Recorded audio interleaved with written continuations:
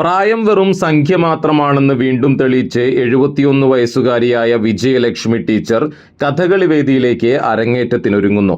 വിവേകോദയം സ്കൂളിൽ നിന്ന് അധ്യാപികയായി വിരമിച്ച വിജയലക്ഷ്മി ടീച്ചർ കഴിഞ്ഞ 9 മാസമായി ഗുരു കലാമണ്ഡലം മോഹനൻ മാഷിന്റെ കീഴിൽ കഥകളി അഭ്യസിച്ചു വരികയാണ്. ശാരീരിക വെല്ലുവിളികളെ മറികടന്നാണ് ഈ പരിശീലനം പൂർത്തിയാക്കിയത്. കഥകളിയുടെ അടിസ്ഥാന ഘടകമായ കഥകളി പുറപ്പാടാണ് അഭ്യസിച്ചിരിക്കുന്നത്.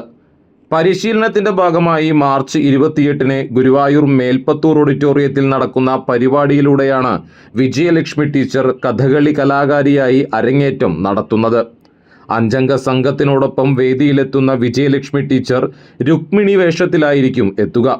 ജീവിതത്തിന്റെ ഏത് ഘട്ടത്തിലും പ്രതിഭ തെളിയിക്കാനും സ്വപ്നങ്ങൾ സാക്ഷാത്കരിക്കാനും ആഗ്രഹവും കഠിന പ്രയത്നവും ഉണ്ടെങ്കിൽ കഴിയുമെന്ന സന്ദേശമാണ് വിജയലക്ഷ്മി ടീച്ചർ നൽകുന്നത്.